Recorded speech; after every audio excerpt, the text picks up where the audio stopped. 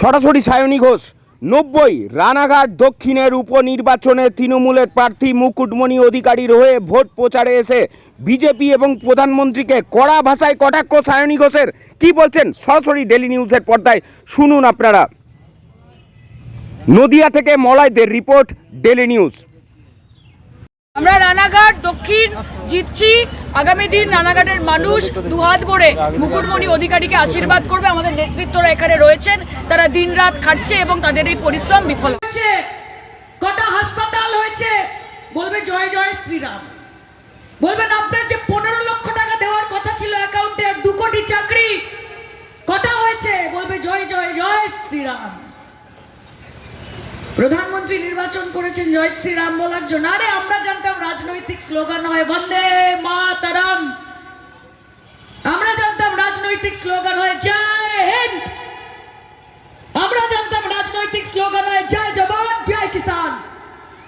তৃণমূল কংগ্রেস রাজনৈতিক স্লোগান দেয় জয় বাংলা, আর আপনারা বলেন জয় শ্রীরাম। কি দরকার ছিল শ্রীরামচন্দ্রকে টেনে আনার?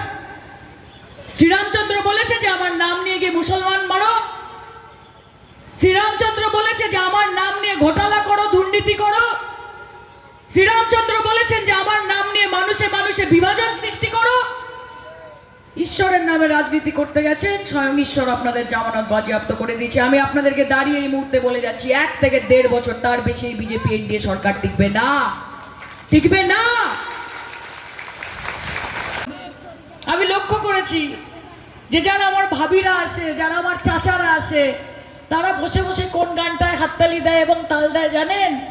সেই গানটা হচ্ছে হয়ে আমার একলা নিতাই একলা নিতাই একলা নিতাই একলা নিতাই, হরি নাম নিয়ে জগৎ মাতাল আমার একলা নিতাই, ওই আমার নিতাই নিত গৌর, একবার বজলে নিতাই গৌর বলে নিতাই নিত গৌর, নিত রস বিহারী নিতাই, খেনেক পুরুষ খেনেক নারী একলা নিতাই, হরি নাম নিয়ে জগৎ মাতাল আমার একলা নিতাই, ওই আমার নিতাই নিত গৌর, একবার ভজলে নিতাই গৌর বলে নিতাই নিত গৌর, নিত কল্প তরু নিতাই, প্রেমদাতা জগৎ গুরু একলা নিতাই, হরি নাম নিয়ে জগৎ মাতাল আমার একলা নিতাই।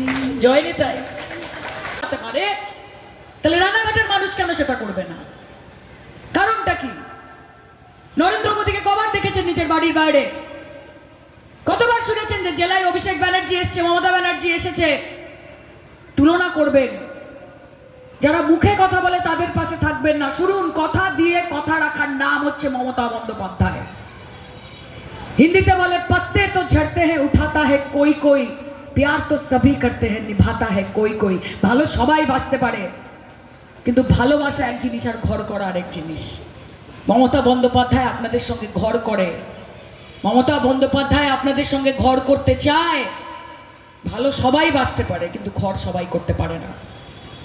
তাই মমতাদির পাশে থাকা আপনাদের দায়বদ্ধতার মধ্যে পড়ে। আরে জেতান না তৃণমূল কংগ্রেস, জিতিয়ে দেখুন না।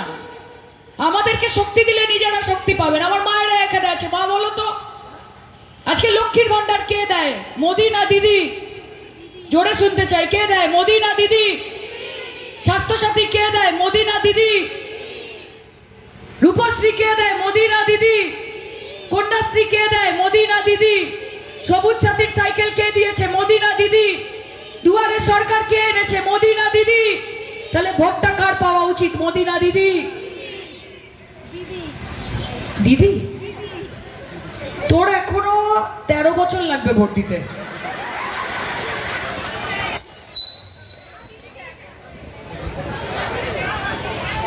লাভ ছাড়া ক্ষতি নেই, দিদি ছাড়া গতি নেই।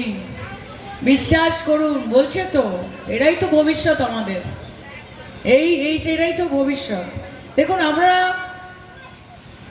ঘৃণার রাজনীতি করতে চাই না, আমরা মানুষকে লড়িয়ে দিতে চাই না। হিন্দুর সঙ্গে মুসলমান, আদিবাসীর সঙ্গে দলিতের, খ্রিস্টানের সঙ্গে বৌদ্ধ, জৈনের সঙ্গে শিখদের আমরা চাই না। আমরা চাই যে পৃথিবীটা মানুষের হোক, পৃথিবীটা মানুষের হোক, ধর্ম থাকুক অন্তরে, পৃথিবীটা মানুষের হোক, ধর্ম থাকুক অন্তরে, মসজিদে দে আজান চলুক আর ঘন্টা বাজুক মন্দিরে। আমরা চাই যে ধর্ম যার যার নিজের হোক, কিন্তু উৎসব সবার হোক। আজকে আমি যখন কোনো মঞ্চে যাই, আমাকে কেউ